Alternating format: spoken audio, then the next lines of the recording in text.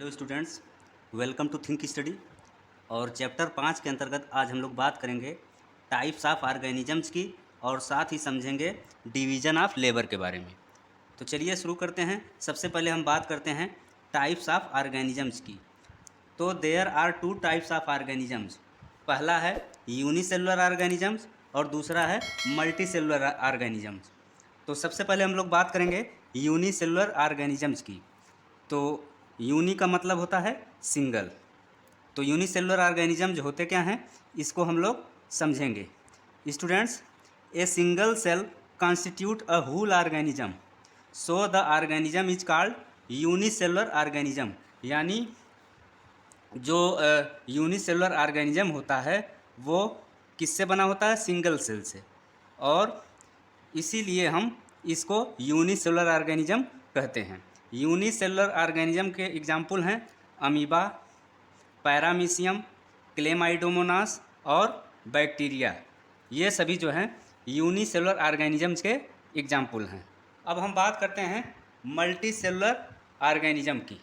तो multicellular organism जो होते क्या हैं, इसको हम लोग समझते हैं। तो मल्टी का मतलब होता है many. These are organisms that consist of more than one cell. यानी जो मल्टीसेलुलर ऑर्गेनिजम्स होते हैं ये एक से अधिक सेल से बने होते हैं, इसीलिए हम इनको मल्टीसेलुलर ऑर्गेनिज्म कहते हैं। इसके एग्जाम्पल हैं प्लांट्स, एनिमल्स और फंजाई।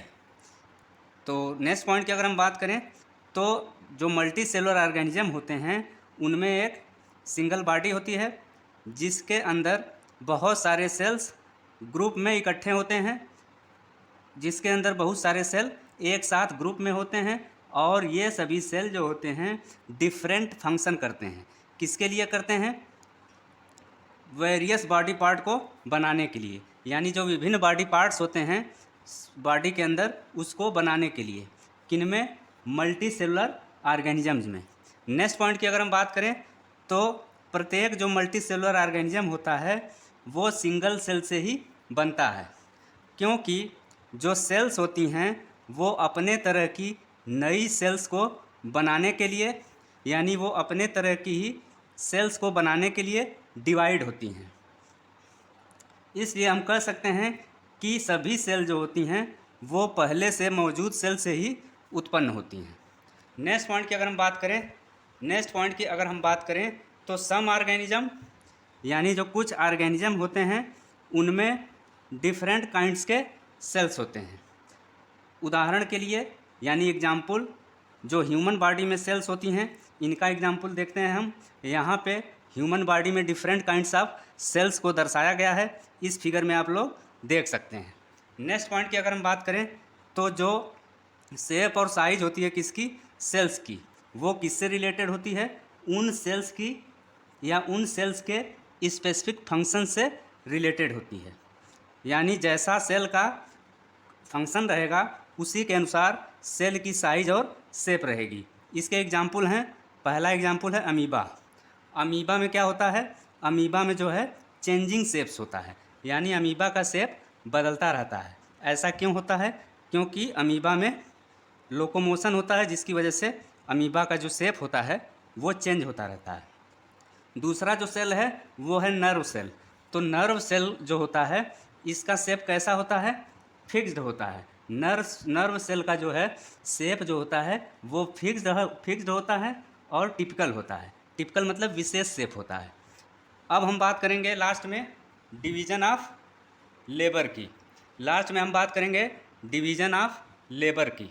तो डिवीज़न ऑफ लेबर क्या होता है इसको हम समझते हैं। Students, there is a division of labour in multicellular organisms. यानी जो मल्टी सेलुलर ऑर्गेनिजम्स होते हैं उनमें डिवीज़न ऑफ लेबर पाया जाता है, सच एज ह्यूमन बींग्स। यानी जो मनुष्य है इसमें भी डिवीज़न ऑफ लेबर पाया जाता है। इसका मतलब है कि जो ह्यूमन बॉडी है, इस ह्यूमन बॉडी का जो डिफरेंट पार्ट्स है वो क्या करता है? डिफरेंट फंक्शन को परफॉर्म करता है। एग्जाम्पल के लिए हार्ट क्या है? ह्यूमन बॉडी का ही पार्ट है और हार्ट का काम होता है ब्लड को पंप करना। इसी तरह से स्टोमक का क्या फंक्शन है? स्टोमक का फंक्शन है फूड का डाइजेशन करना।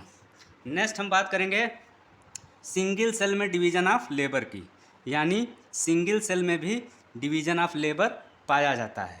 और जो सिंगल सेल में स्पेसिफिक कंपोनेंट्स होते हैं यानी कि सेल ऑर्गेनेल्स, तो जो प्रत्येक सेल ऑर्गेनेल होता है यानी ईच सेल ऑर्गेनेल जो होता है वो स्पेशल फंक्शन को परफॉर्म करता है, सच एज जैसे मेकिंग न्यू मटेरियल, यानी नए मटेरियल को बनाना, किसमें? सेल में। Clearing of the waste material, यानी जो सेल में वेस्ट मटेरियल होता है उसको सेल से बाहर करना, इसके लिए भी जो है अलग ऑर्गेनेल होता है। लास्ट में हम बात करेंगे जो सेल ऑर्गेनेल्स होते हैं वे साथ में मिलकर क्या बनाते हैं? बेसिक यूनिट बनाते हैं, और इस बेसिक यूनिट को हम सेल के नाम से जानते हैं। तो स्टूडेंट्स, ये था आज का वीडियो। Thanks for watching.